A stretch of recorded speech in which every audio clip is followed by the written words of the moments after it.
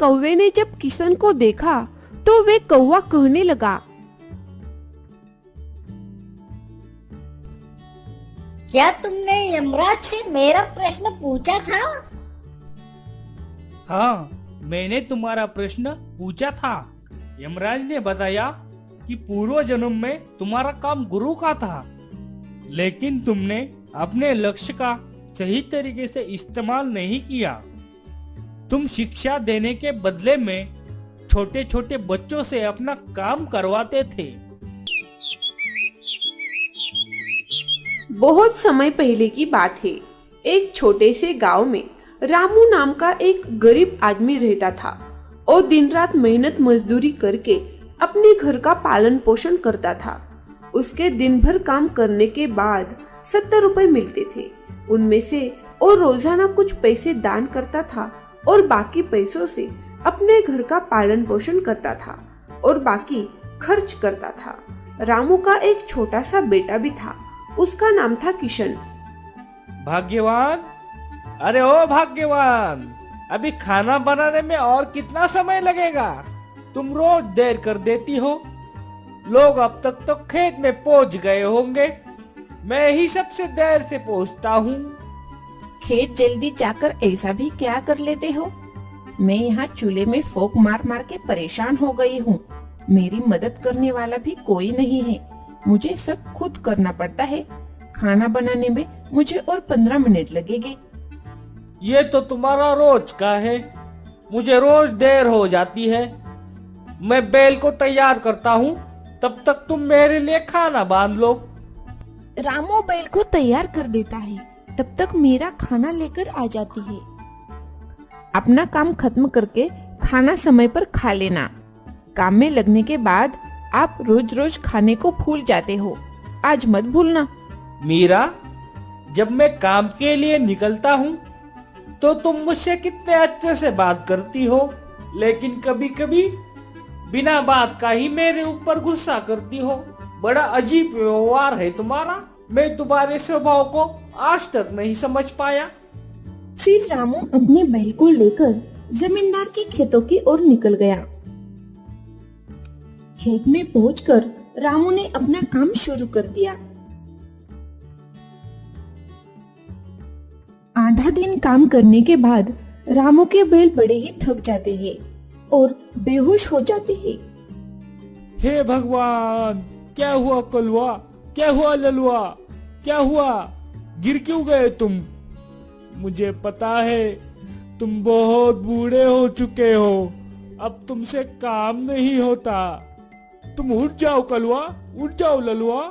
मैं तुमसे वादा करता हूँ कि मैं कल से तुम्हें काम पर नहीं लेके आऊंगा। अभी तो उठ जाओ कलवा, उठ जाओ कलवा, ललवा उठ जाओ। फिर रामू अपने बैल को लेकर वापस अपने घर के लिए निकलता है। घर आकर बैल को आंगन में बांध देता है और घर में चला जाता है। मीरा, कलवा ललवा को खाने के लिए घास डाल दो और पानी भी रख दो थोड़ा, और मेरे लिए खाना लगवाओ। मैं हाथ पैर धो के आता हूँ। सारा दिन घर का काम करके और खाना बनाकर मैं थक गई हूँ। अब मुझे ताकत नहीं है। अब आप खुद ही अपना खाना ले लो और खा लो, और बैल को भी आप ही चारा डाल दो।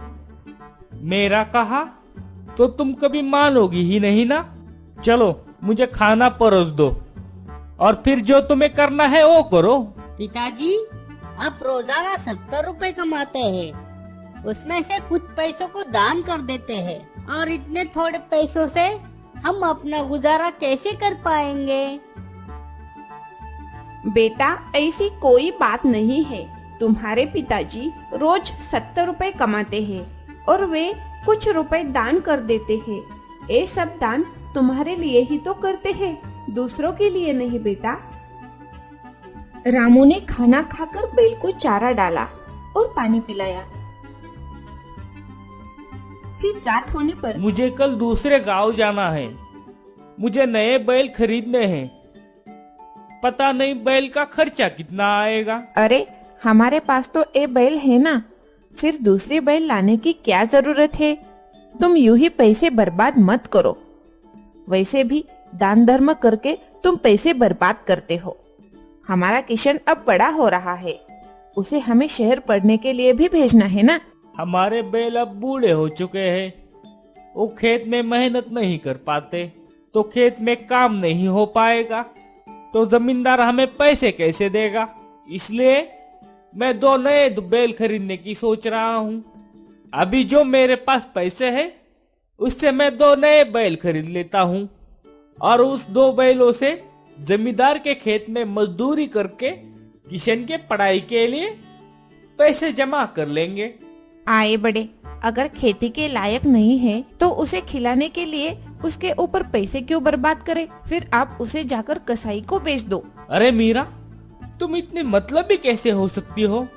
ये बैल हमारे साथ कितने सालों से है और इन्होंने हमारे लिए कितना सारा काम किया है। मैंने क्या गलत बोल दिया?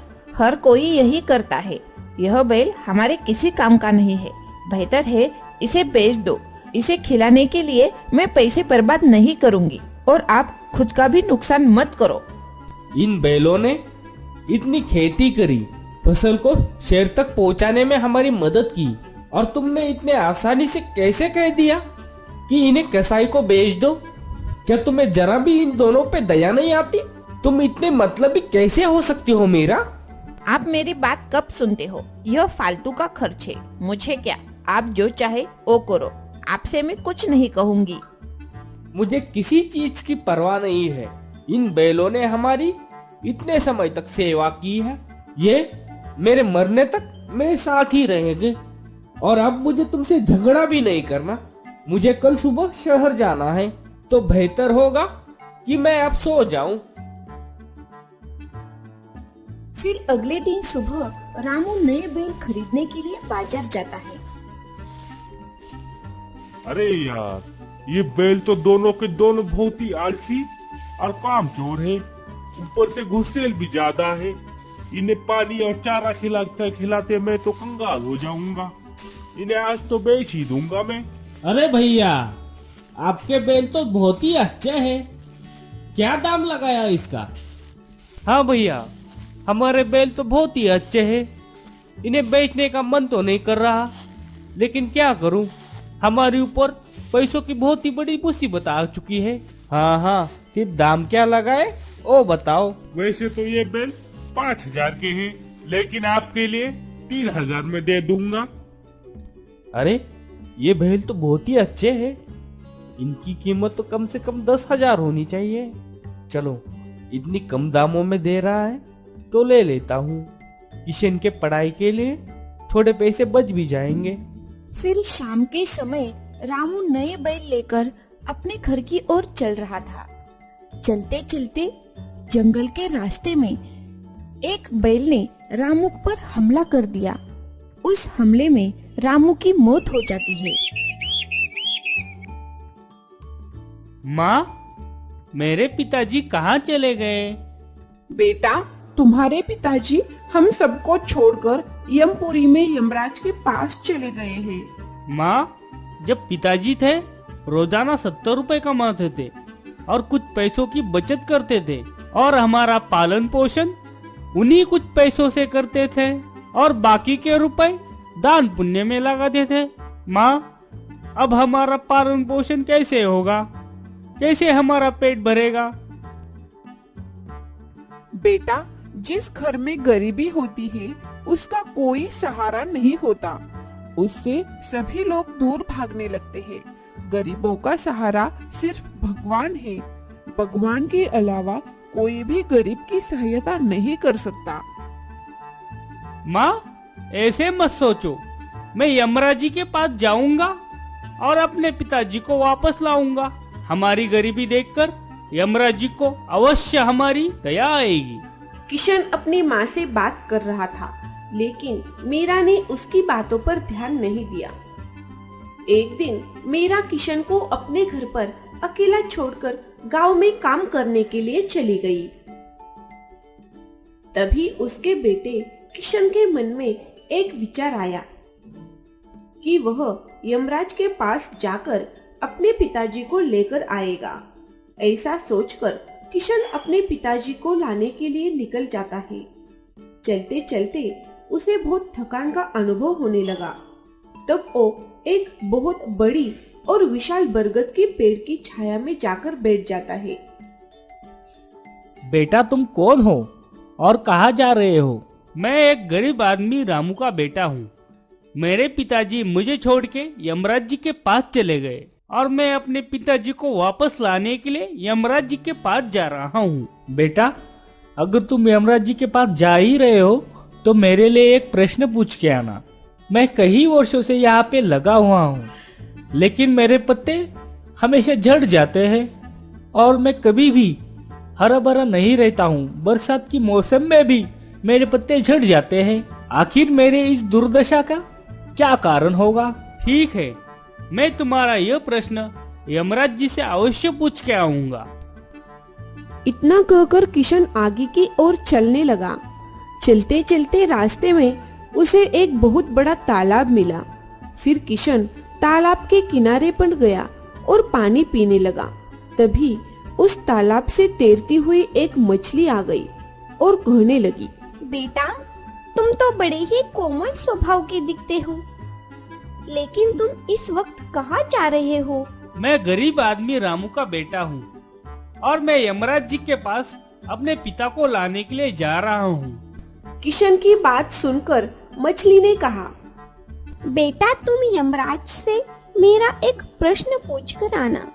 कई वर्षों से मेरे गले में बहुत दर्द है, इसका क्या कारण है और इस समस्या से मुझे कैसे छुटकारा मिलेगा? ठीक है, मैं यमराज जी से आपका प्रश्न जरूर पूछूंगा। इतना कहकर किशन वहाँ से आगे चला जाता है। चलते चलते रास्ते में उसे एक शेर दिखा। उसको देखकर किशन बहुत घबरा गया। बेटा तुम मुझसे डरो मत, मुझे तुम इतना बताओ कि तुम कौन हो और कहाँ पे जा रहे हो? हे शेर, मैं गरीब आदमी का बेटा हूँ और मैं यमराज जी के पास अपने पिता को लाने के लिए जा रहा हूँ। बेटा यमराज जी से मेरे एक प्रश्न पूछ के आना कि मैं कई वर्षों से यहाँ पे पड़ा हुआ हूँ। मेरे से अब चला भी नहीं जाता। मेरे शरीर में अब इतनी भी जान नहीं है कि मैं अब थोड़ा सा भी चल फिर सकूं। मैंने अपने पुनर्जन्म में ऐसा कौन सा पाप किया था जिसके कारण मुझे इस युवती से मुक्ति नहीं मिल पा रही है? ठीक है, मैं तुम्हारा यह प्रश्न यमराज जी से अवश्य पूछ के आऊंगा। इतना कहकर किशन आगे आगे चलने लगा और फिर चलते चलते रास्ते पर उसे एक किसान मिलता है। बेटा तुम कौन हो और कहाँ जा रहे हो? देखने में तो तुम बहुत ही बुद्धिमान लग रहे हो। मैं एक गरीब आदमी रामू का बेटा हूँ और मैं यमराज जी से अपने पिताजी को लाने जा रहा हूँ। बेटा क्या तुम मेरा एक काम कर सकते हो? तुम यमराज जी से मेरा एक सवाल पूछ कर आना। मैं चलते हुए मुसाफिरों की प्यास बुझाने के लिए कई सालों से यहाँ पर एक कुआं खुदवा रहा हूँ, लेकिन इसमें से पानी अभी तक क्यों नहीं निकला है? मैंने मेरे पूर्व जन्म में क्या कोई पाप किया है जिसके कारण इस कुएं से अभी तक पानी नहीं निकला? मैंने इसमें बहुत सारे पैसे भी खर्च किए हैं और मेहनत भी बहुत की है। आखिर इसका कारण क्या होगा जो कुएं में से पानी नहीं निकल रहा? ठीक है, मैं यमराज जी से तुम्हारा यह प्रश्न अवश्य पूछूंगा। इतना कहकर किशन वहाँ से आगे के लिए चलने लगा। चलते चलते एक नदी के किनारे पर पेड़ के नीचे किशन थोड़ा सा आराम करने लगा। तभी उसके पास एक कौवा आया और उससे पूछने लगा, अरे तुम कौन हो और कहाँ रहते हो? इस जंगल में क्या कर रहे हो भला? कहाँ जा रहे हो तुम?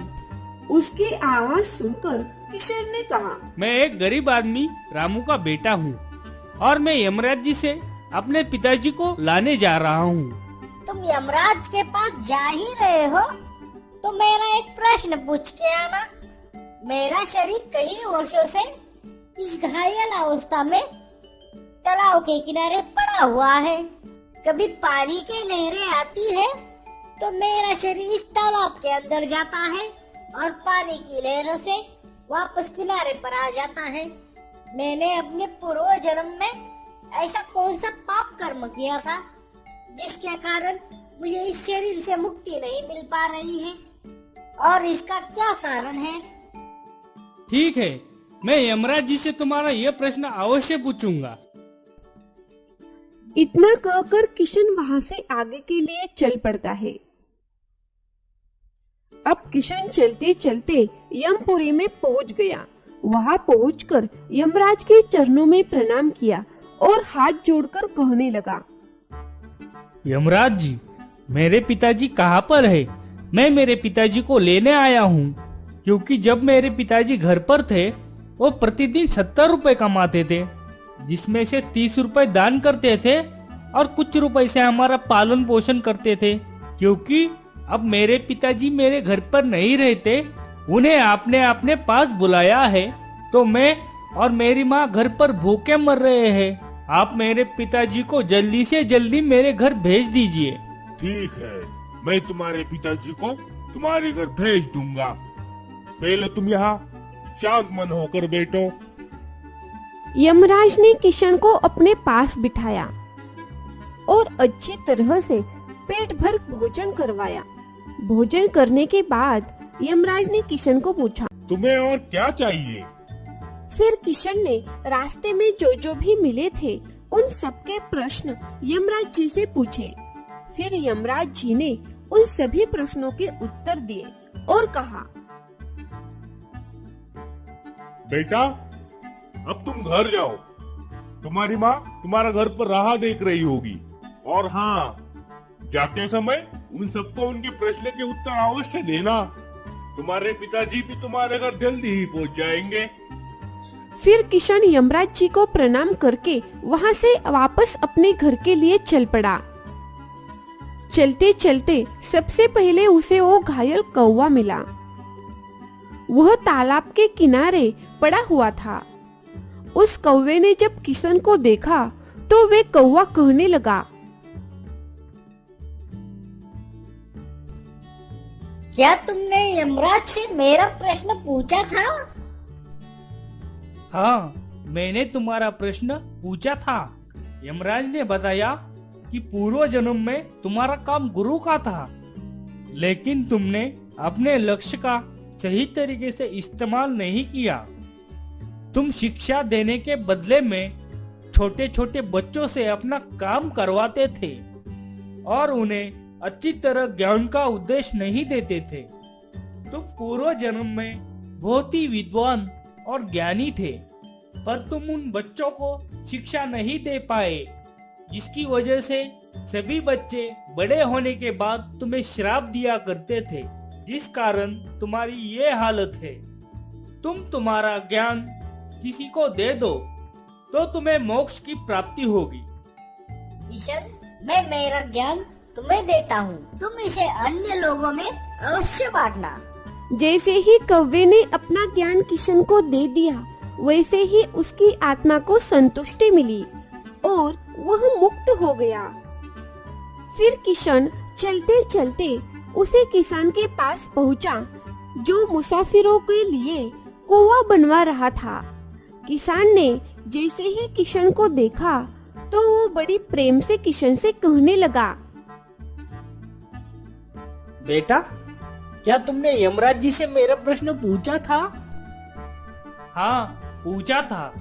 यमराज जी ने कहा कि आपके घर में एक जवान कन्या कुंवारी बेटी हुई है। जब तक आप उस कन्या का विवाह नहीं करोगे और कन्यादान नहीं करोगे, तब तक आपके कुएं में पानी नहीं आएगा। पहले जो तुम्हारा कर्तव्य है, कर्म है, उसे पूरा करो। जो ईश्वर ने तुम पर जिम्मेदारी सौंपी है, पहले उस पर ध्यान दो। अपनी बेटी का कन्यादान करो, उसके बाद इस कुएं को खुदवाओ। बेटा किशन, मैं अपनी लड़की के लिए लड़का ढूंढने कहाँ जाऊंगा? तुम मुझे बहुत सीधे साधे स्वभाव के लगते हो, इसलिए मैं चाहता हूँ बेटा कि मेरी बेटी से तुम ही विवाह कर लो। किशन ने भी सहमति दे दी। फिर किसान ने अपनी प्यारी बेटी का विवाह किशन के साथ कर दिया और उन्हें बहुत सारा धन देकर विदा कर दिया। किशन अपनी पत्नी को साथ लेकर आगे चल रहा था। फिर उसे रास्ते में वही विशाल बरगद का पेड़ मिला जिसकी छाया में उसने विश्राम किया था। बेटा किशन, क्या तुमने यमराज जी से मेरा प्रश्न पूछा था? पूछा था। यमराज जी ने बताया है कि तुम्हारी जड़ों में पीतल का मटका है जो सोने से भरा हुआ है। अगर कोई बरगद की जड़ें खोदकर वे मटका बाहर निकाले तो तुम फिर से एक बार हरे भरे हो जाओगे। किशन, क्या तुम मेरी सहायता कर सकते हो? वो दबा हुआ घड़ा तुम मेरी जड़ों से निकाल दो। उसकी बात मानकर किशन ने गड्ढा खोदा। गड्ढा खोदने के बाद पेड़ की जड़ों से मटका बाहर निकाल दिया। मटका निकालते ही पेड़ की पत्तियां हरी भरी होने लगी और फिर पेड़ बहुत ही खुश हो गया और कहने लगा, किशन, तुम मेरी तरफ से ये घड़ा बेट में रख लो। फिर किशन ने वह घड़ा रखा और आगे चलने लगा। रास्ते में उसे वह शेर मिला। उसने कहा, बेटा, क्या तुमने यमराज जी से मेरा प्रश्न पूछा था? हाँ, पूछा था। यमराज जी ने कहा है कि तुम्हारे गुफा में एक नागमणि है। उसे तुम धरती पर नहीं उगलते हो और ना ही कभी किसी को दान में देते हो। जब तक तुम इस नागमणि का दान किसी को नहीं करोगे तब तक तुम्हारा शरीर ऐसे ही धरती पर पड़ा रहेगा। बेटा, ये नागमणि मैं किसको दूं? इस नागमणि को तुम ही रख लो। जैसे ही शेर ने नागमणि किशन को दे दिया, उसकी आत्मा को मोक्ष की प्राप्ति हो गई।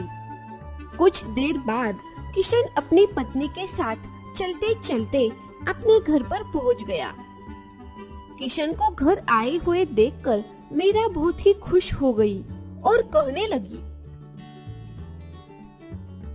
बेटा, तुम कहाँ पर चले गए थे और तुम्हारे साथ जो कन्या है वह कौन है? फिर किशन ने रास्ते में चलते वक्त उसके साथ जो भी घटनाएं घटी थी वह सब अपनी माँ को बता दी। रास्ते भर में सबकी इतनी दुख भरी बातें सुनकर किशन को अब ज्ञान हुआ था कि उसके पिताजी वापस नहीं आ सकते। उनकी अब पृथ्वी लोक से मुक्ति हो चुकी है। किशन के पिताजी रामू ने उसके जीवन में जो दान कर्म किया था उसका फल किशन को यमराज ने दे दिया था।